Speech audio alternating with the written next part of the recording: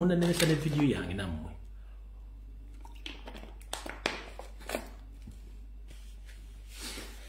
Tuli mu serious business museka.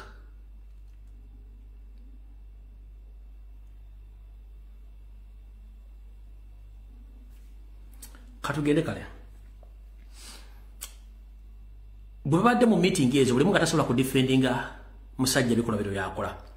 Kati omukulu ono bwe twaze ne tumala okumwabya okumulaga ebikolobero bina biki kye yakoze mu busiru bwe Mariamu Christopher Damulira nagamba bokukyalo benti omusajja oyo awamba abantu buli omu nga adawutinga era nabo wa ssente boogere bigebe bayogedde bwe twavudde ntwabya oyo musajja gwe bayita Fred Sechondwa ne chairman ne tubabya kye bakoze bakirozezaako Christopher Damulira Mariamu yasindise drone ne police ne bigenda ku byalo gye bazaala na buli kimu kye twayabya Damulira n'asindika police ng'akolaga ne Sechondwa Fred ne bawamba abaana n'abantu abakulu tekyamumadde n'awamba ne baganda babiri ng'alowooza nti bafulumya information kati ebyalo byonna byategedde nti Lumbuye n'abaana b'enkyuka kikebogera byonna bitufa omusajja awamba omanye amaaso g'abaganda gali mu ngalo bamala kulaba kanebyalo byonna byategedde nti Mariamu kituufu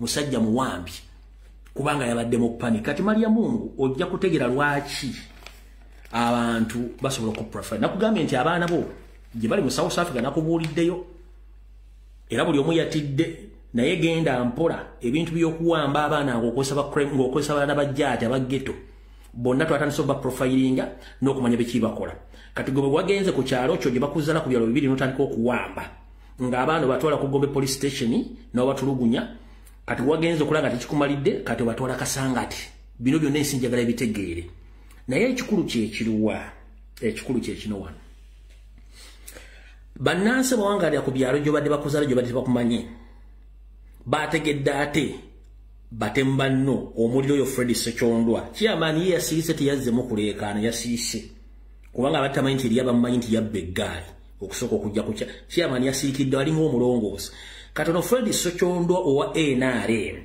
ng'akolaga n'Eddamulira be banoonya buli muntu yenna ali ku kyalo okujja omukwata babuuze nti lwaki mwawadde information ne banoonya omuntu yawadde information banamufuna yatuse n'okukwata abaganda babiri okuli Semo babayita Semo omuto ne Semo omukulu Semo omuto abeera mutabani wa Semo abeera mutabani wa Damulira ne Semo omukulu ye muganda wa Damulira ennyini gwe yeekwatira mutwala ku poliisi n'abasiba ng'alooza bawaddeyo information kati awali okulya n'okukombeswa naye ekizibu kiri luddawa ekizibu kiri wano bwe babanza okutegera nti Damulira ekitufu awamba abantu ebyalo byonna byategedde kati ate yali ku paniki n'okusinga ffe kubanga information eflowinga bulungi nnyo nti Damulira muwambi w'abantu era abantu baategedde naye nga munjagala sooka bategeeza mwena aba South Africa abali tebanategeera mujjukira omwami eyali omuwagizi wa National Platform oggwanga lya South Africa eyafa gwe bayita yali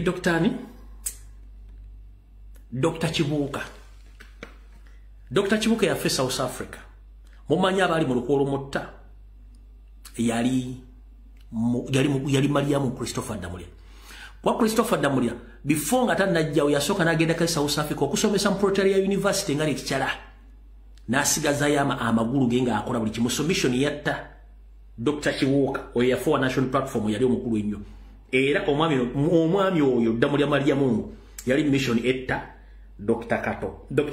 Kibuuka yafe South Africa kati awo omusajja oyo alooza tetumumanyi ate nga n'abaana bali South Africa n'abuli bali Potchefstroom province gye bali abaana be wa dokita gwe nabagambye alina kiriniki ye tategera nti abantu n'abalamu bali mu Kampala tukyabanoonyerezaako n'abalala byafulumya olwo tukyabanoonyerezaako naye mukulu ojja kitegeera nti ensi weeri nfunda abaana b'abandi bonna bewakutte tekuli n'omu njagala sooka bategeeza tuyina intelligence ate nno intelligence yaffe tutugiteekamu wadde ne ssente eri naturally grown due to the pain gye mutadde ku bannayuganda nti it's very easy someone okwe-investingamu senagenda akola investigations ezize n'aziteeka ku board nga tewali amuwadde ssente ffe tetulinga gwadde bakifeesi no bakulyetinga bakulwane entalo n'okutta abantu no fe yaffe intelligence eri naturally inborn kulw'eggwanga lyaffe na kino kibawoninga buli ali mu government. We can access your families, we can access you as an individuals. Mu hotel gye mbeera, mu massage, mu restaurant gye mulira, we can access you, but tetuli mu kifaananyi kyammwe era tetwagala kyesembereza. But go slow.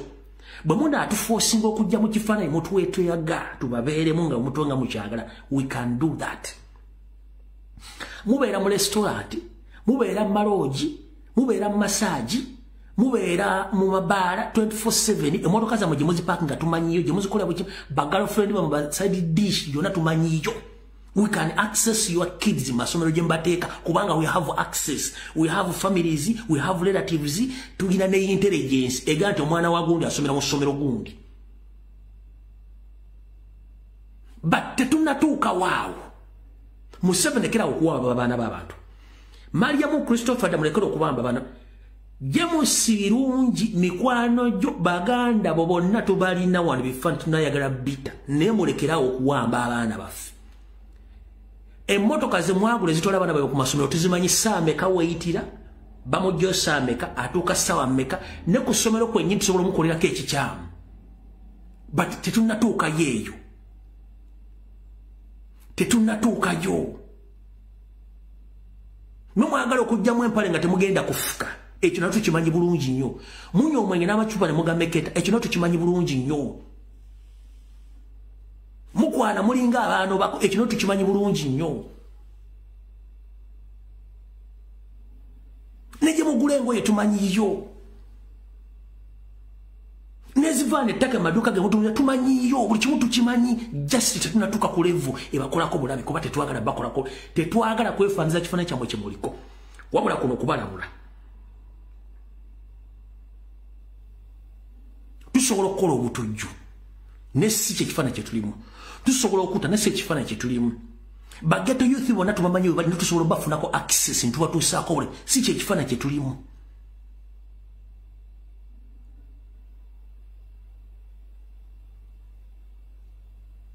We can easily access information ebakwata mwenna ebamanyi nga tubamanyi bulungi nnyo, but that's not the way how we behave.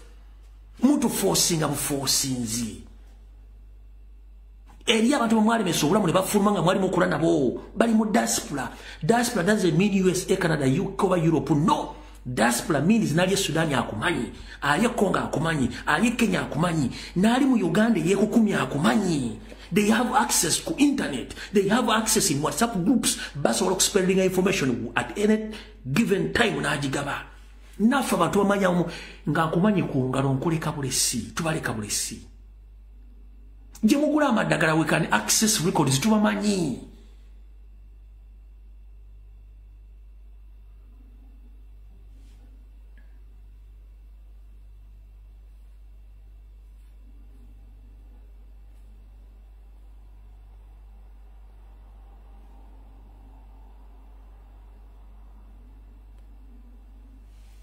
Naye ekyo si kyekikulu.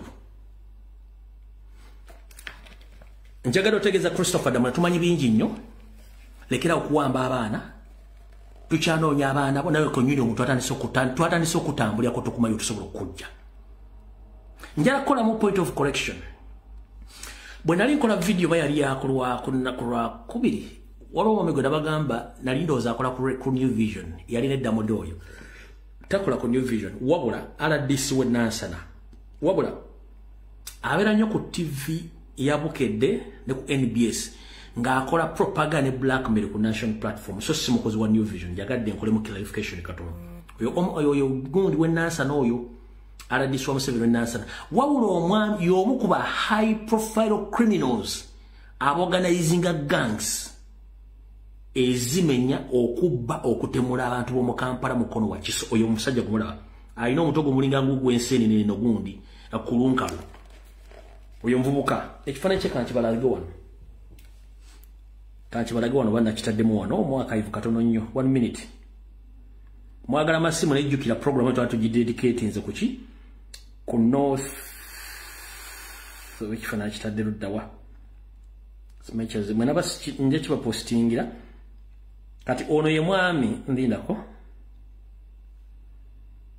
wano mumanyi bulungi nnyo gayi mumanyi bulungi nnyo oyabera ku TV nze nali ngeri jabera nnyo ku Bukedde TV nali manyi nti mukozi wa ku Bukedde no si mukozi just RDC kubanga kati njagala kulagako bulazi mukulu James Birungi nkulageko tuba profiling okuva ku kimu paka ku kisemba family za moto zimanyi bulungi nnyo jaba James Birungi family za moto zimanyi bulungi nnyo kamalo kulagako bulazi family za moto zimanyi bulungi nnyo zonna bano wona James Birungi bamanyi bano bono bamanyi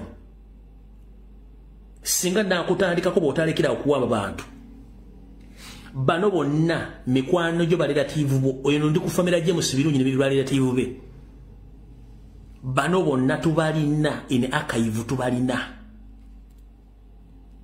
kankulageko oyinza okuloza nti byenkulagako nti gwe toli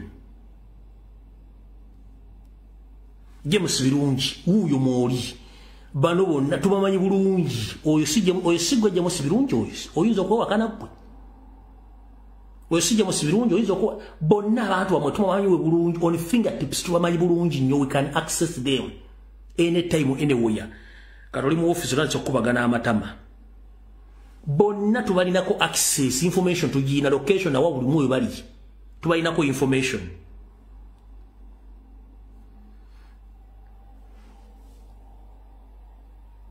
musima mufanagana mulingange kondomu zangabo tubalinako access muna mufanaga mulinga kondomu zangabo tubalinako access ne mbuto zizo zimunene zingaleka entomu za kasasiro tubalinako access buli kimulu akuba tubaleka bulesi anti obalaba bano mukufanagana na kondomu zangabo zibasinga buveera tubalinako access buli kimu lwakuba tubaleka bulesi mwenna oba mukwano gobalira tubalina ku ngalo tubaleka bulesi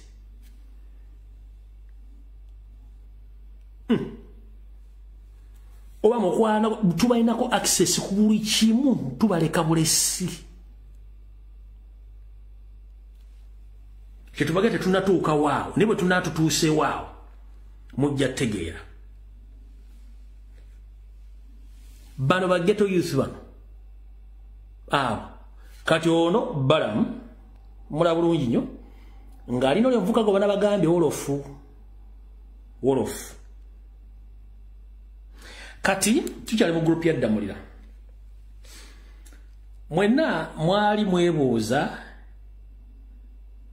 ani yaliisa Kakono Empitambi ganga eyaliisa Kakono Empitambi ye ganga ya wolofu jukira omu ku muganda wono wolofu yavuga Sezike Gravity omutujju kali kyali kyangu nnyo Gravity okukwata muganda wa wolofu n'amugamba mukwate nvuko mulise Empitambi so group yono wolofu kubanga no wolofu balongo Katone waswa bali Katone waswa wabula woyawulya wolofu ayina tatu ku mukono gwo ogwa kkono ayina tatu okumwawula ku muganda we ate wolofu mutono nnyo ku muganda we kati group yaliisa Kakono Empitambi yamukwate mulisa B si story sisi yali fake news mukitegedde bulungi nnyo si fake news Kakono ebitufu bamulisa Empitambi bamulisa ebyayi yo group ya wolofu ne muganda we avuga Gravity omutujju bakwata Kakono bamulisa Empitambi so city yali film mukitegedde bulungi katubaga ebintu bino muloza nti byaki byakuseka family ya Balamu okuginoonya si nyangu nnyo kuba Balamu tukyamunoonyerezaako ekituufu yaani kubanga naye akyatulemeseza okukola ki akyatulemeseza okufuna obulungi kubanga lwebintu watushanoleza ebintu ebimu bitakyakwatagana ku musajja oyo Balamu Barugahale alright kati awo tuvuddewo katugende ku nsongera katuddeyo kere mu kabox katono kubanga tunda okugendako mu Northern Uganda mugenda kutya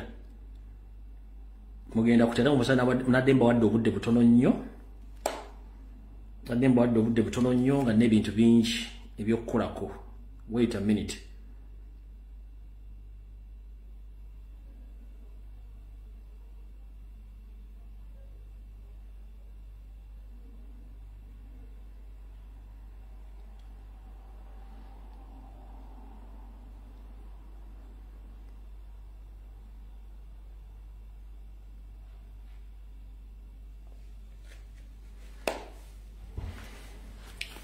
kati nsaba mungambire ku munkwatire mutegeze president ne council nalukola mwogeza Dembe Bile Drago eno information egenda uwe then Julio Kente esimu zilize nabagambye 2 mulibe mu Northern Uganda bino bibigenda okubeerawo mu Kawempe by election Kawempe North mulirize bulungi nnyo ngawe twabaza okulabisa Electoral Commission ne Samuel Wakama kati bino bye biri mu ndamu NRM ne mu bitongole byokwende bagenda okuteeka mulirize bulungi nnyo